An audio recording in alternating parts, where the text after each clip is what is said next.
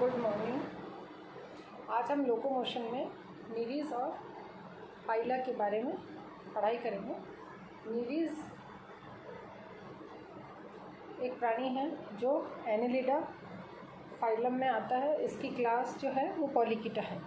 इसमें लोकोमोशन के लिए पैरापोडिया पाए जाते हैं जो कि लोकोमोशन में हेल्प करते हैं। पैरापोडिया ये स्किन की बाहर की तरफ निकली हुई एक आउटग्रोथ है जो कि लीफ लाइक स्ट्रक्चर होती है। पैरापोडिया सिर्फ लोकोमोशन में ही हेल्प नहीं करते बल्कि ये रेस्पिरेशन में भी मदद करते हैं।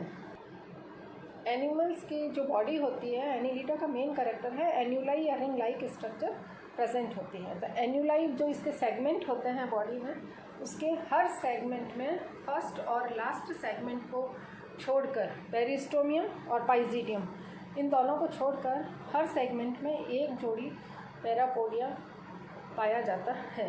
पैरापोडिया जो है उसकी स्ट्रक्चर किस तरह की होती है ये आपको डायग्राम में दिखाई दे रही है। पैरापोडिया बाइलोब्ड स्ट्रक्चर है जो बॉडी से जुड़े हुए, मतलब आधार से बॉडी से जुड़े हुए होते हैं। इसमें ऊपर का जो पोर्शन होता है वो नोटोपोडियम कहलाता है और नीचे का पोर्शन जो है वो न्यूरोपोडियम कहलाता है। इसलिए ये एक बाइरेमस स्ट्रक्चर होती है। जो पैरापोडिया है वो बॉडी कैविटी या सिलोम में से डायरेक्ट जुड़े हुए होते हैं। नोटोपोडियम और न्यूरोपोडियम जो है वो फिर वापस दो में डिवाइड होते हैं। तो नोटोपोडियम में ऊपर की ओर सुपीरियर लिंगवा और नीचे की ओर इंफीरियर लिंगवा पाई जाती है और न्यूरोपोडियम में भी यही स्ट्रक्चर होती है। नोटोपोडियम में डोर्सल सीरस प्रेजेंट होता है, न्यूरोपोडियम में वेंट्रल सीरस पाया जाता है। डोर्सल सीरस वेंट्रल सीरस से ज़्यादा बड़ा होता है। इंफीरियर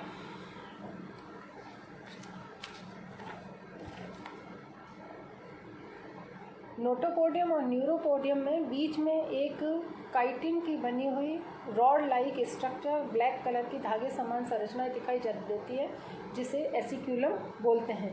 एसिक्यूलम जो है पैरापोडिया के लिए स्केलेटन या अंतकंकाल का कार्य करती है जिससे कि ये एक निश्चित शेप में रहते हैं। एसिक्यूलम काइटिन की बनी होती है। एसिक्यूलम के फर्स्ट सिरे पर एसिक्यूलर मसल्स पाई जाती हैं और अग्र सिरे पर इसमें बहुत सारी सीटी पाई जाती है। सीटी जो है वो एनिमल्स के लोकोमोशन में हेल्प करती है।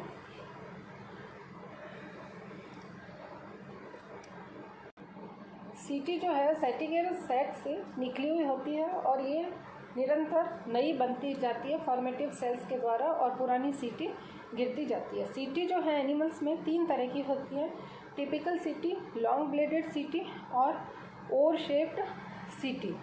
ओर शेप्ड सीटी जो है वो नीरीज की जो रिप्रोडक्टिव स्टेज होती है हेट्रोनीरीज, उसमें पाई जाती है और टिपिकल और लॉन्ग ब्लेडेड सीटी नीरीज में पाई जाती है। लॉन्ग ब्लेडेड सीटी में शाफ्ट छोटा और पतला होता है जबकि ब्लेड जो है वो लंबा और नुकीला होता है और एक तरफ वो सेरेटेड होता है जिसमें कि हेयर लाइक स्ट्रक्चर निकली हुई रहती है। टिपिकल सीटी में शाफ्ट छोटा होगा, ब्लेड हुक लाइक होगा और उसमें एक तरफ सेरेटेड मार्जिन पाई जाती है। ओर शेप्ड सीटी जो है वो पतवार जैसी या ओर शेप में होती है जो हेट्रोनीरीज में पाई जाती है। अब एनिमल्स में लोकोमोशन किस तरह होता है। एनिमल जो है वो समुद्र के पास में बिल बना कर रहता है तो इसमें लोकोमोशन जो है रैंग कर, क्रॉलिंग और तैर कर, स्विमिंग, दो तरह का लोकोमोशन पाया जाता है। रेंगना और तैरना। तैरने वाली स्टेज जो है वो हेट्रोनीरीज में पाई जाएगी। रैंग कर जब ये गति करता है एनिमल तो इसमें दो तरह के स्ट्रोक लगते हैं, इफेक्टिव स्ट्रोक और रिकवरी स्ट्रोक। इफेक्टिव स्ट्रोक में जो सीटीज़ है एसिक्यूलम फैल जाता है और पार्श्वपाद या पैरापोडिया जो है नीचे की ओर घूम जाते हैं और जो सरफेस होती है उसके कांटेक्ट में आ जाता है। जब नीरिस गति करता है तो इसमें एक तरफ अगर रिकवरी स्ट्रोक लगता है तो दूसरी तरफ के पैरापोडिया में इफेक्टिव स्ट्रोक लगेगा। दोनों स्ट्रोक एक साथ नहीं लगते हैं। जब एसिकुलम को सिकोड़ लिया जाता है तो पार्श्वपाद या पैरापोडिया वापस ऊपर की ओर उठ जाता है और एनिमल आगे की ओर गति करता है। इस तरह से अल्टरनेट रूप से ये इफेक्टिव और रिकवरी स्ट्रोक लगते रहते हैं और एनिमल में मूवमेंट होता रहता है। स्विमिंग के द्वारा, स्विमिंग करते वक्त एनिमल जो है वो अपनी ओवर शेप सीटी से पानी को पीछे फेंकते हुए एनिमल्स आगे की ओर मूव करता है। एनिमल्स की बॉडी में लॉन्गिट्यूडनल, सर्कुलर और ऑब्लिक मसल्स पाई जाती हैं। लॉन्गिट्यूडनल और सर्कुलर मसल्स जो है वो इसके मूवमेंट में हेल्प करती है और जब पेशियाँ या मसल्स कॉन्ट्रैक्ट होती है तो उस और के पैरापोडिया जो है वो आगे की तरफ चलते रहते हैं और एनिमल्स में मूवमेंट होता रहता है। इस तरह से एनिमल या नीरिस जल में तैर करके गति करते हैं।